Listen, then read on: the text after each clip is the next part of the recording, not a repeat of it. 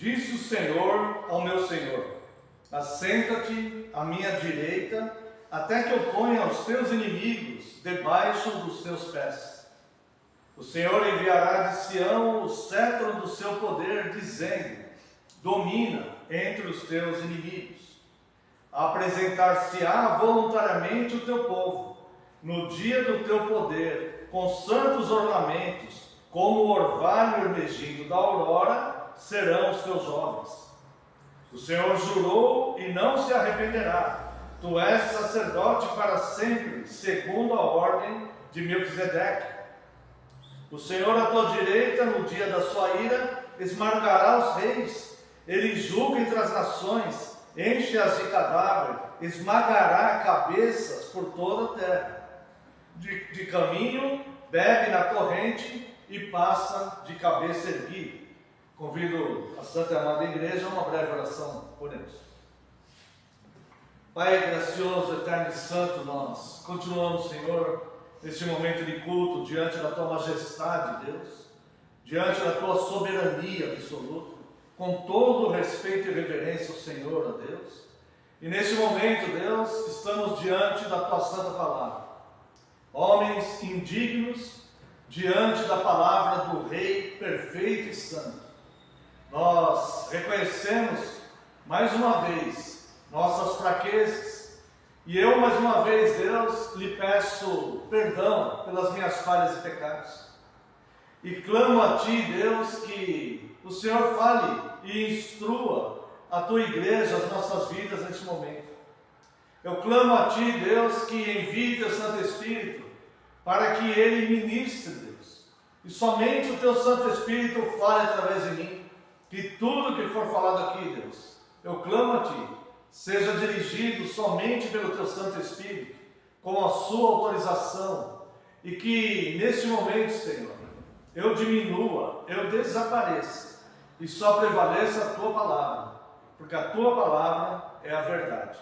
No nome santo e poderoso de Jesus Cristo é que nós oramos. Amém, Senhor, e glórias a Ti. Amada Igreja do Senhor Jesus Cristo, venho vos proclamar Cristo, a vida eterna, onde vivemos, onde nos movemos e onde reinaremos e viveremos para sempre na sua eternidade de paz. Cristo nos trouxe o caminho e as condições para alcançarmos de fato a vida eterna. O Salmo 110 que estamos trabalhando neste culto é um salmo messiânico. Muito provavelmente é a passagem das Escrituras que tem mais referências no Novo Testamento. Ele é apontado várias vezes no Novo Testamento. E é um salmo que descreve com fidelidade e detalhes o próprio ministério de Cristo. E eu quero, através deste pequeno salmo, são apenas 7 versículos, destacar 4 características de Cristo que são fundamentais para que nós possamos entender melhor esta obra maravilhosa, que é a obra da salvação. A primeira está no verso 1. Se os irmãos quiserem acompanhar, Salmo 110, verso 1. Disse o Senhor ao meu Senhor: assenta-te à minha direita, até que eu ponha os teus inimigos debaixo dos teus pés. Eis uma frase aqui que é conflitante com o judaísmo ortodoxo e com essas seitas unicistas que ensinam a falsa ideia que Cristo não é Deus. Disse o Senhor ao meu Senhor: assenta-te à minha direita. Quero convidar os irmãos para que eu não explique isso, mas que o próprio Cristo explique essa frase, como na passagem que está de Mateus, capítulo 22, a partir do verso 29. Mateus capítulo 22, a partir do verso 29. Nós encontramos aqui, perdão, é Mateus 22, a partir do verso 41, irmãos. Veja que, apenas antes de lermos esses poucos versículos, apenas uma lembrança. No judaísmo ortodoxo, assim como no cristianismo hoje, haviam muitas seitas. E uma dessas seitas tornou-se muito forte, que é a seita dos fariseus. E eles dominaram todo o sinédrio e toda a liderança, vamos dizer assim, do judaísmo ortodoxo, desde antes de Cristo e durante os períodos dos dias do ministério de Cristo na Terra. E aqui eles interrogam Jesus, né, a respeito do Cristo prometido no Antigo Testamento. Então veja, 41, reunidos os fariseus, aliás, Jesus interroga os fariseus, né? Eu falei ao contrário, Jesus interroga os fariseus a respeito do Cristo prometido no Antigo Testamento. Reunidos os fariseus, interrogou Jesus: que pensais vós do Cristo, de quem é filho? Então, Jesus, ele chama os fariseus e eles falam: o que vocês pensam a respeito de Cristo? De quem ele é filho? E Jesus, então, dá oportunidade para os fariseus manifestarem o seu pensamento. E eles responderam: de Davi. Responderam corretamente: filho de Davi. Aí replicou-lhes Jesus. E Jesus, então, os questiona agora de forma que eles ficam totalmente sem ação. Replicou-lhes Jesus: como, pois, Davi, pelo Espírito, chama-lhe Senhor? Veja que esse Espírito aqui é letra maiúscula. Jesus aqui está dando autenticidade às Escrituras do Antigo Testamento, dizendo que aquele salmo foi inspirado pelo Espírito Santo. Note o que ele fala aqui, ó. Ele vai mencionar o Salmo 110, verso 1, né? Replicou-lhe Jesus: como, pois, Davi, pelo Espírito, chama-lhe Senhor, dizendo: disse o Senhor ao meu Senhor: assenta-te à minha direita, até que eu ponha os teus inimigos debaixo dos teus pés. Se Davi, pois, lhe chama de Senhor, como ele é seu filho? E ninguém lhe poderia responder palavra, nem ousou alguém, a partir daquele dia, fazer-lhe perguntas. Ou seja, aqueles doutores da lei que governavam o sinédrio, a liderança máxima do judaísmo ortodoxo, diante dessa pergunta de Cristo, simplesmente não obteve resposta, não tinha resposta para isso. E assim, com essa pequena passagem e uma referência, veja a importância do Salmo 110. Nós vemos que Cristo de fato é Deus. E é por isso que Davi, mesmo sendo na linhagem humana, Davi seria um patriarca com relação a Cristo. Cristo seria um descendente de Davi. E Davi, um ancestral de Cristo. E Cristo deveria respeito, Cristo chamar Davi de Senhor.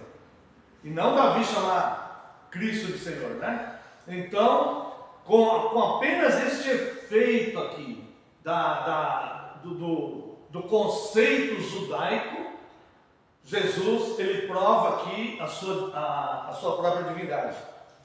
Disse o Senhor, verso 43, replicou Jesus: como, pois, Davi, pelo Espírito, chama-lhe Senhor, dizendo: disse o Senhor ao meu Senhor: assenta-te à minha direita, até que eu ponha os teus inimigos debaixo dos teus pés. Se Davi, pois, lhe chama Senhor, como ele é seu filho?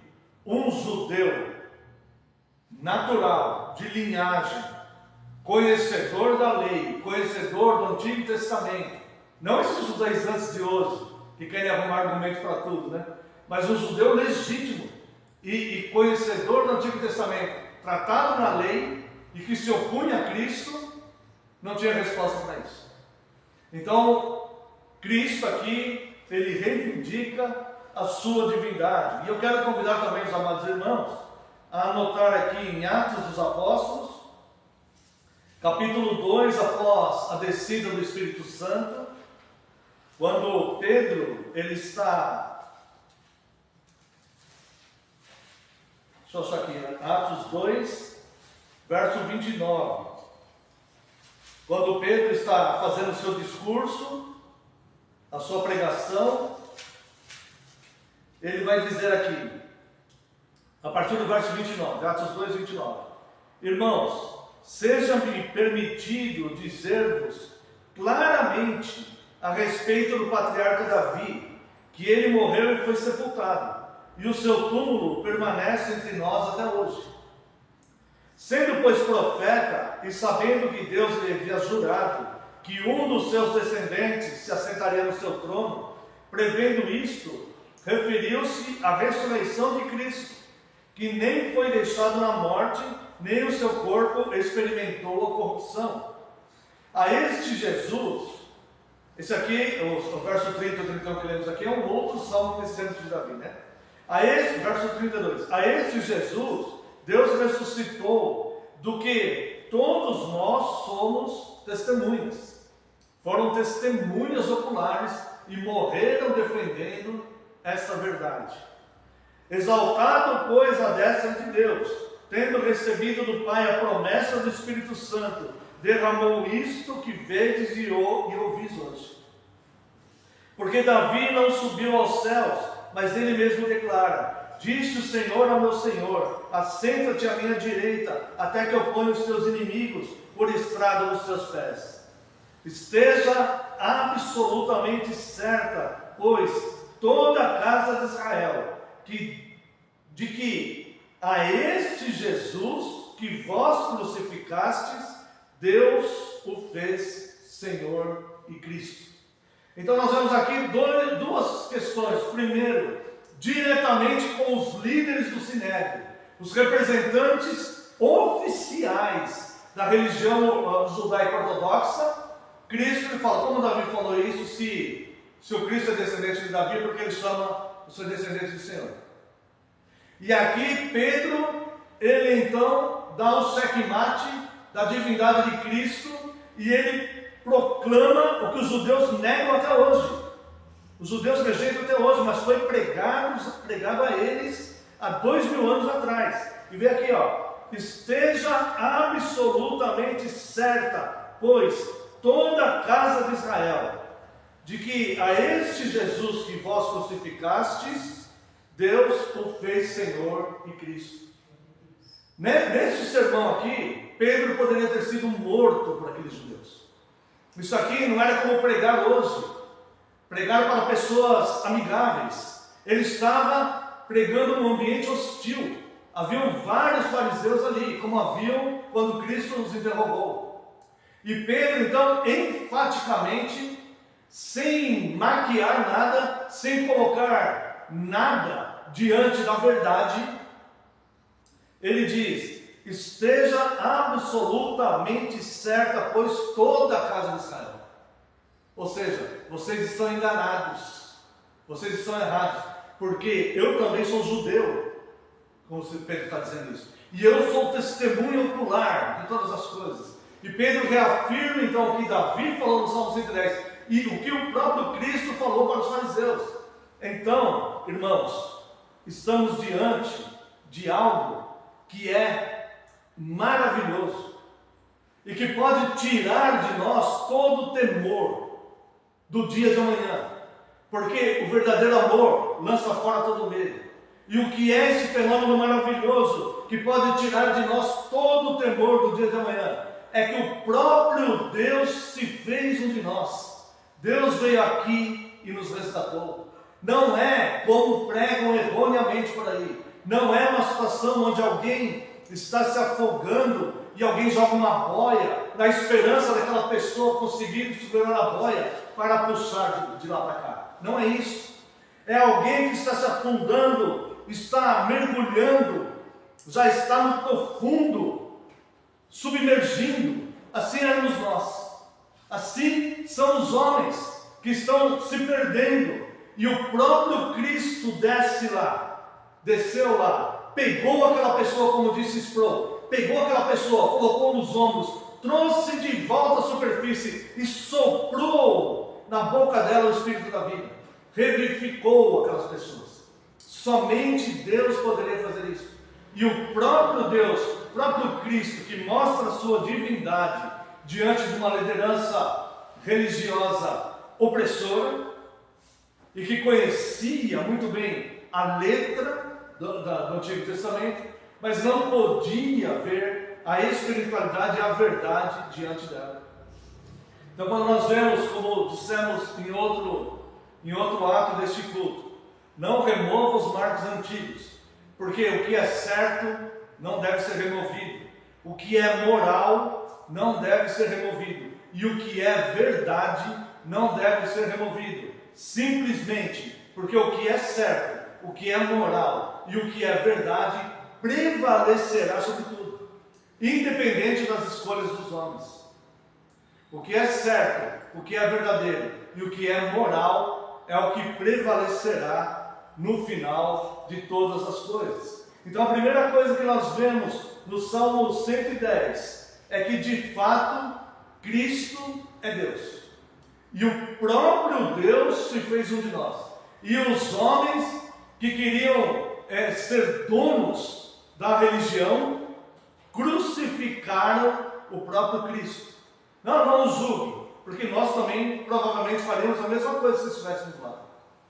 Cristo veio para quebrar aquilo tudo e nos trazer vida em abundância. E é por isso que Paulo, ao escrever a carta aos Romanos, ele nos orienta a prestarmos um culto racional a Deus, um culto entendendo essas coisas, entendendo quem de fato Cristo é. Cristo é Deus. A segunda questão que eu quero mostrar para os irmãos está no verso 2 do Salmo 110. O Senhor enviará de Sião o cetro do seu poder, dizendo: domina entre os teus inimigos. Bem, nós vemos que Cristo é Deus, e nós vemos que Cristo irá dominar, e domina de fato, sobre todos os seres, visíveis ou invisíveis. Eis aqui mais uma razão pela qual nós não precisamos temer o dia de amanhã. Mais uma vez, o amor lança fora todo medo. Não tema, você está nas mãos seguras e capazes do próprio Deus, que veio a este mundo tenebroso, esvaziou-se da sua glória, veio a este mundo tenebroso, colocou você nos ombros, te resgatou da aflição, que seria a morte eterna, e soprou vida nas suas narinas. Você está nas mãos do próprio Deus. Não tema, pois, o que os maus rumores. Tenha seu coração firme, firmado, como os montes de Israel, como o monte Sião. Tenha o seu coração firme, porque você está nas mãos do Rei do Universo, do Deus do Universo. E aquele que é nascido de Deus, o maligno não o toca. Então nós vemos aqui que ele domina sobre todos os inimigos. O Senhor enviará de Sião o cetro do seu poder, dizendo: domina entre os teus inimigos. Isso aqui se refere a seres visíveis e seres invisíveis. Quero convidar a amada igreja, aqueles que puderem, a ver aqui em primeira carta de Pedro, capítulo 3, verso 22. Primeira carta de Pedro, capítulo 3, verso 22. O qual, depois de ir para o céu, está à destra de Deus, ficando-lhe subordinados anjos e potestades e poderes. Veja aqui uma declaração que pode parecer simples, mas aqui nós vemos: o qual, depois de ir para o céu, vamos ver 21, né? Figurando o batismo que ele está falando lá da época do dilúvio, né? Agora também vos salva, não sendo a remoção da imundícia da carne, mas a indagação de uma boa consciência para com Deus. Lembra da liberdade?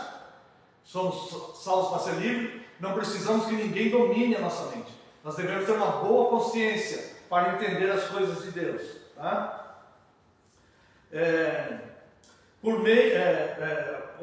Mas a indagação de uma, verso 21, né? Mas a indagação de uma boa consciência para com Deus, por meio da ressurreição de Jesus Cristo, o qual, depois de ir para o céu, está à destra de Deus. O Senhor enviará o seu cetro, tá? Ficando-lhe subordinados anjos, potestades e poderes. Não existe força humana ou força espiritual, seja do bem ou do mal, que possa deter Cristo. Não existe força que seja humana, que seja natural, que seja sobrenatural, que seja espiritual, que seja visível ou que seja invisível, que possa se defender de algo caso Cristo levante o seu cetro e esmagará os seus inimigos se assim ele desejar. Não existe nada nem ninguém, visível ou invisível, humano, físico, material, espiritual, recursos, leis da física, leis da natureza, não existe nada nem ninguém que possa impedir o agir de Deus, através de Cristo, que estenderá o seu cetro. Então, o próprio Deus diz em Isaías, capítulo 40, verso 13, agindo eu, quem impedirá? Nada nem ninguém pode impedir o agir de Deus. E ai daquele que cair nas mãos do Deus Altíssimo, quem o livrará? Não há ninguém nem nada que possa livrar alguém que porventura venha cair nas mãos do Deus Altíssimo. Então, você está nas mãos mais seguras possíveis. Não precisa temer o dia de amanhã, mesmo que os nossos olhos não possam ver o que vem a acontecer, o que está para acontecer, mesmo que nós não possamos ver se existe alguma ajuda, se existe uma mão estendida para nós, mesmo que a gente não consiga ter percepção das coisas, nós ainda assim confiamos e cremos, porque a fé é invisível, é crer em fatos concretos, reais, que nós não vemos. Então Deus, Ele é Senhor sobre toda a carne, a Ele nada é difícil, e o próprio Cristo dominará sobre todos os seus inimigos. Então nós vemos aqui que Cristo é Deus, o próprio Deus, Criador de todas as coisas, que poderia ter exterminado a raça humana em Adão e Eva, poderia ter exterminado ali, poderia ter exterminado a raça humana no dilúvio, conforme vemos nesse texto de Pedro, embora não tenhamos lido o texto todo, se refere ao dilúvio, mas ele preservou a família de Noé, a saber, 8 pessoas, e criou a nova sociedade. Ele simplesmente destruiu toda a humanidade que vivia em práticas cruéis de violência, mas preservou a raça humana, preservou Noé e sua família, a saber, 8 pessoas, da qual veio formar a nova sociedade e surgiu o culto perfeito a Deus através de Sem. Então, nós vemos que este Deus, Ele opera na história, ou em julgamento, ou em misericórdia. Ele faz justiça e Ele derrama sua graça sobre as pessoas. Então, não tema, porque você está nas mãos do Deus Altíssimo. Esta igreja está nas mãos do Deus Altíssimo. Nós temos uma segurança ao vermos o Deus que move todos os mínimos detalhes da história da humanidade. Além de ser Deus e além de dominar sobre todos os seus inimigos, Ele estabelece o seu sumo sacerdócio eterno, como nós vemos no Salmo 110, verso 4. Vamos ver lá novamente, Salmo 110, verso 4.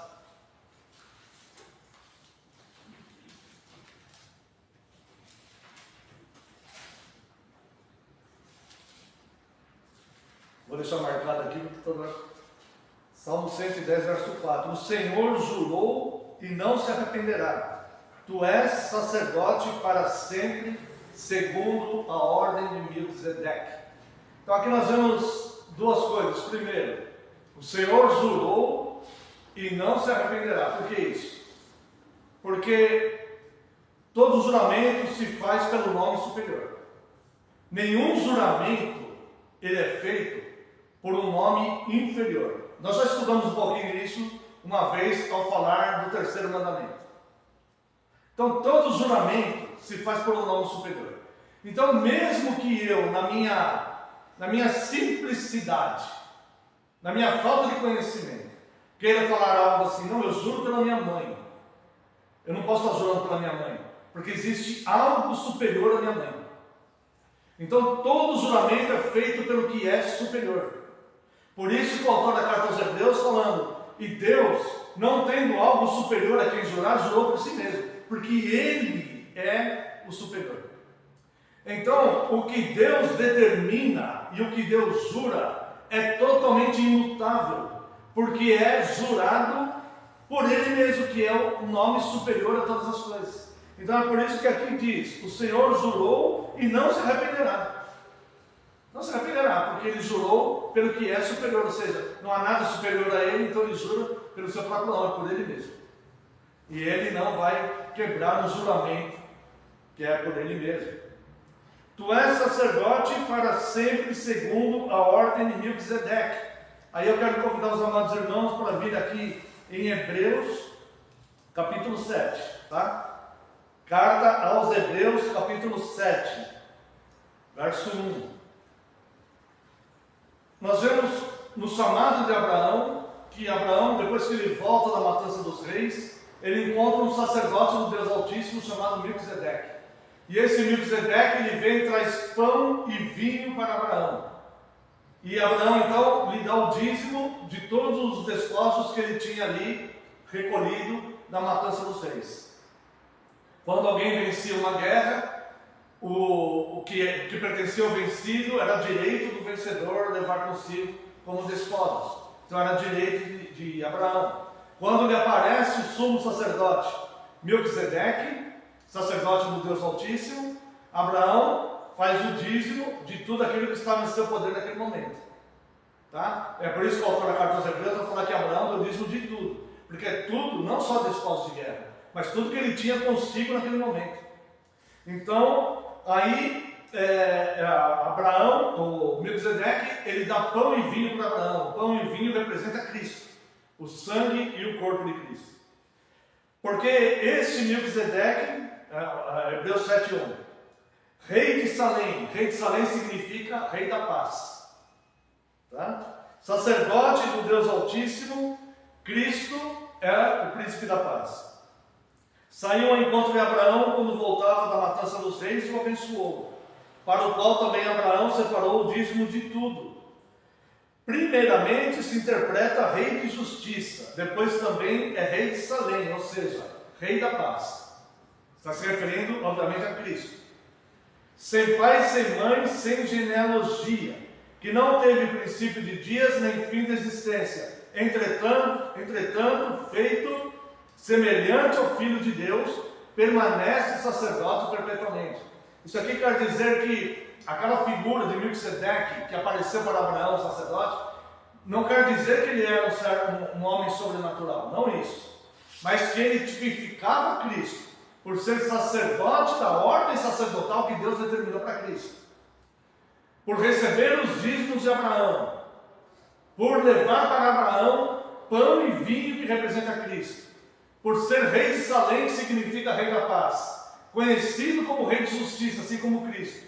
E aqui quando fala que ele não tinha genealogia, nem pai nem mãe, nem começo de dias, nem fim de existência, não quer dizer que aquele homem, aquele sacerdote humano, Melquisedeque, ele era um ser sobrenatural. Ele apenas tipificava Cristo. Como não há a cronologia dele, você não consegue rastrear ele.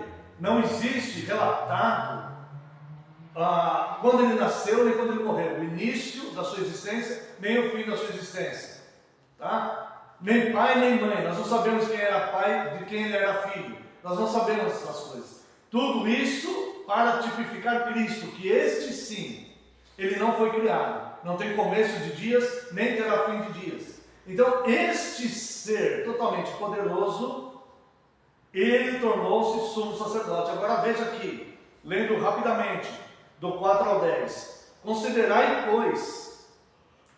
Agora olha só, o autor da carta aos Hebreus, que não era Paulo, não sabemos quem era, né? Se era ou se não era, nós não sabemos.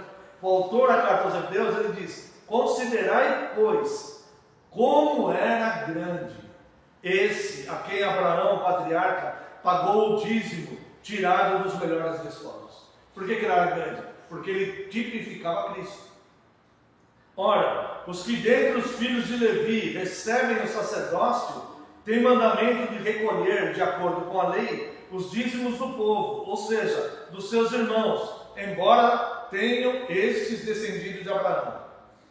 Entretanto, aquele cuja genealogia não se inclui entre eles, não tem registro da genealogia, recebeu dízimos de Abraão e abençoou o que tinha as promessas. Quem tinha as promessas? Abraão, porque o próprio Deus fez a promessa com Abraão. E é por isso que um sacerdote desta ordem sacerdotal, que é a ordem de Melquisedeque, apareceu para Abraão.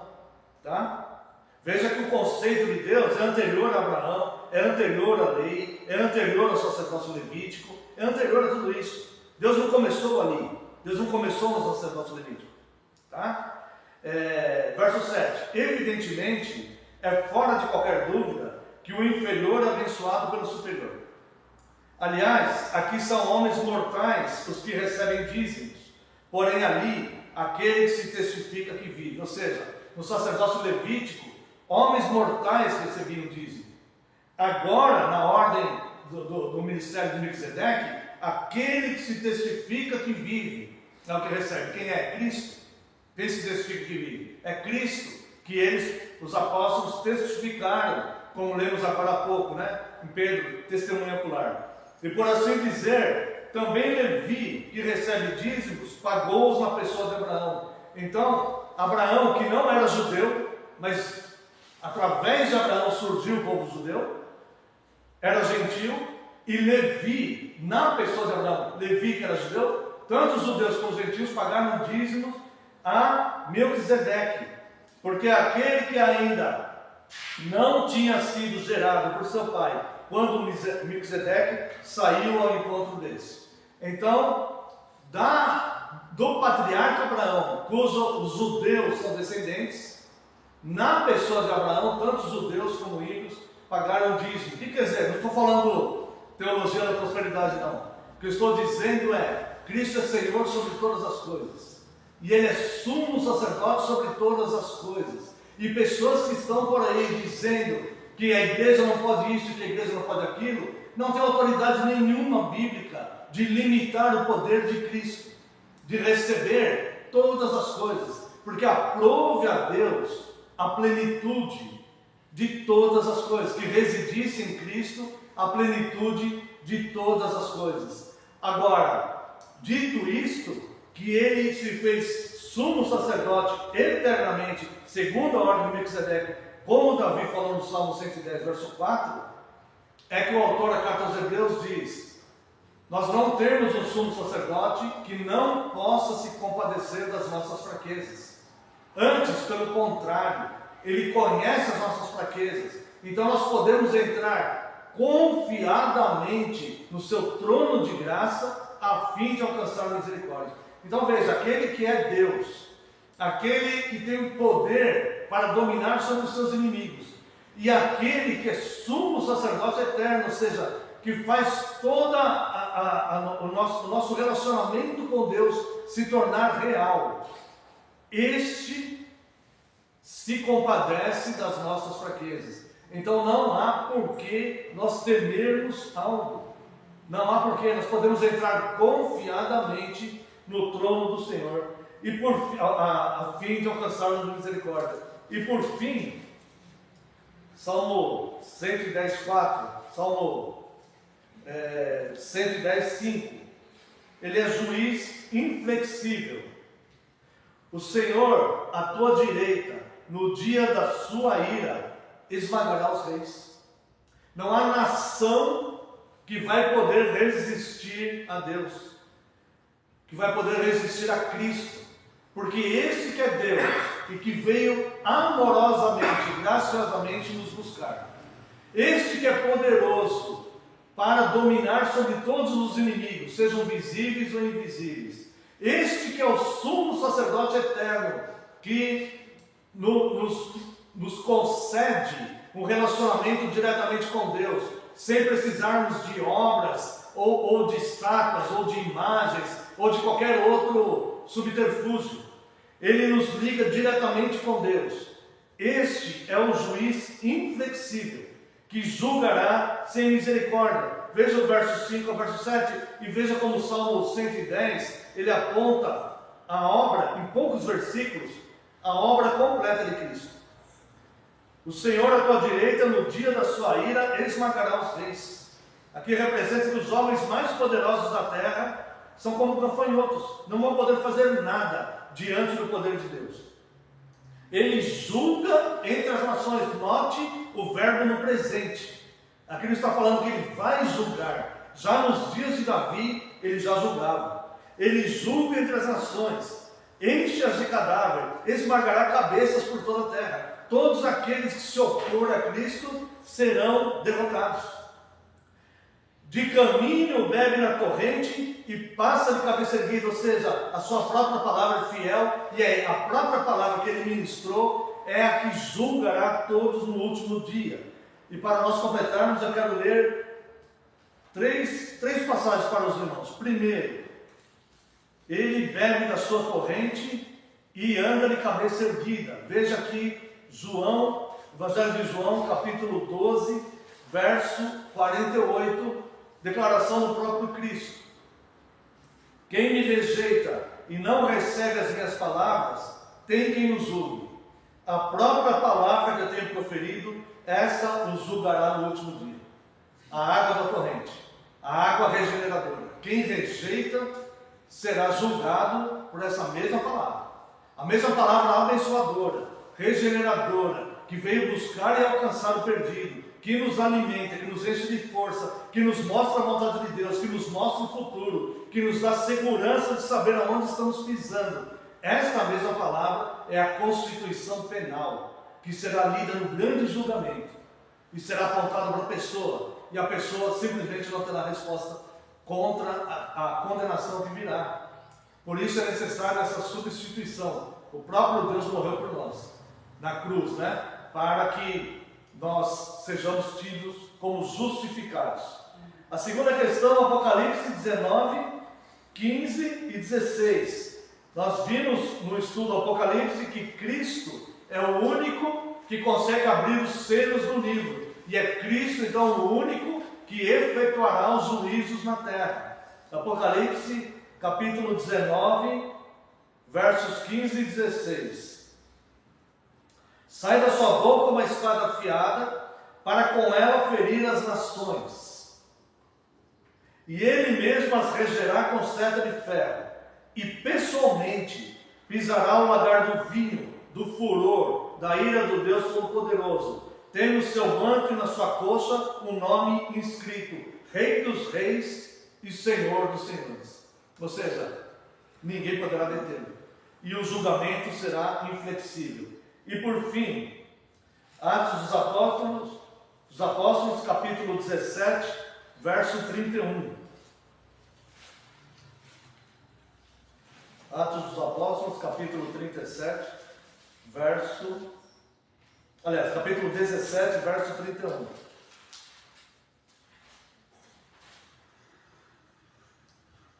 Porquanto estabeleceu um dia em que há de julgar o mundo com justiça, por meio de um varão que destinou e acreditou diante de todos, ressuscitando-os dentre os mortos. Agora, preste bem atenção nesse versículo aqui. E veja como a humanidade toda é indesculpável. Olha só. Porquanto estabeleceu um dia, Deus estabeleceu o dia em que vai julgar o mundo com justiça. Isso está estabelecido. Ele já estabeleceu. Esse dia já tem hora e data marcada há muito tempo. Ele estabeleceu esse dia. E vai julgar com justiça. Ou seja, toda a injustiça do mundo será cobrada. Vai ser pago. toda injustiça vai ser condenada. Outro detalhe desse versículo: por meio de um varão que destinou, ou seja, ele destinou o próprio filho dele para vir à cruz e fazer essa obra redentora. E um terceiro detalhe deste versículo: o motivo de ressuscitar Cristo diante dos homens, e essa mensagem ser pregada até hoje. O motivo, claro, é a salvação, mas a credibilidade, e acreditou de todos, ressuscitando-os dentre os mortos. Ou seja, ele operou o sobrenatural para ficar provado e patente que ele vai fazer. Ou seja, algo que à vista dos homens é totalmente sobrenatural, não pode acontecer, não tem como ressuscitar. Alguém que já morreu há 3 dias, não tem como ressuscitar, é impossível. Ele fez isso. Ele levantou suas testemunhas oculares, que registraram o fato, que morreram defendendo essa verdade. Essas testemunhas oculares, eles sofreram a pressão dos maiores religiosos da época e do maior império da época, que era o Império Romano, dos fariseus do judaísmo ortodoxo e do Império Romano. Eles sofreram toda a pressão para negar aquele fato, e eles não negaram. Então Deus, ele estabeleceu um dia em que há de julgar o mundo com justiça, por meio do varão que destinou, que é Cristo, e acreditou diante de todos, ressuscitando dentre os mortos. Manifestou ali o sobrenatural, para que ficasse claro e patente que ele vai fazer isso. Portanto, toda a humanidade é indesculpável. E se alguém nunca leu isso daqui, é indesculpável, porque o dever de todo homem é buscar o seu Criador e querer saber quem é o seu Criador, para lhe prestar glória e louvor. Então, este mesmo Deus se revelou através das Escrituras. Quem não conhece as Escrituras é indesculpável diante de Deus, porque o dever de todo homem é buscar quem o criou. E os oficiais e líderes de igrejas chamadas cristãs, que não instruem o rebanho que Cristo confiou a eles, são indesculpáveis diante do Rei do Universo, que estabeleceu um dia em que virá julgar com justiça, e toda a injustiça de dentro e de fora da igreja será corrigida e condenada. Por isso nós precisamos dessa substituição, precisamos de Cristo. E para concluir esse sermão, Colossenses capítulo 1, se alguém quiser acompanhar, Colossenses capítulo 1, verso 13.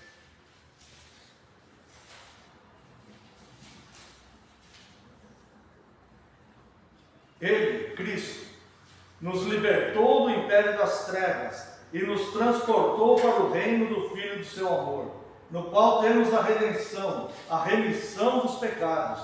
Este é a imagem do Deus invisível, o primogênito de toda a criação, pois nele foram criadas todas as coisas, nos céus e sobre a terra, as visíveis e as invisíveis, sejam tronos, sejam soberanias, quer principados, quer potestades, tudo foi criado por meio dele e para ele.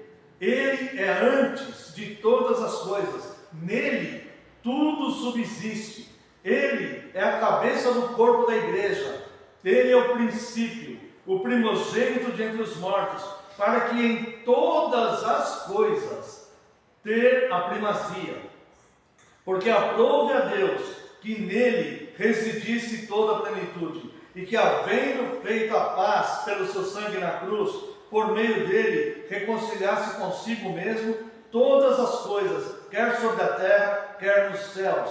E a vós outros também, que outrora éreis estranhos e inimigos no entendimento, pelas vossas obras malignas, agora, porém, vos reconciliou no corpo da sua carne, mediante a sua morte, para apresentar-vos perante ele, santos, inculpáveis e irrepreensíveis, se é que permaneceis na fé, alicerçados e firmes, não vos deixando afastar da esperança do Evangelho que ouvistes e que foi pregado a toda criatura debaixo do céu, e do qual eu, Paulo, me tornei ministro.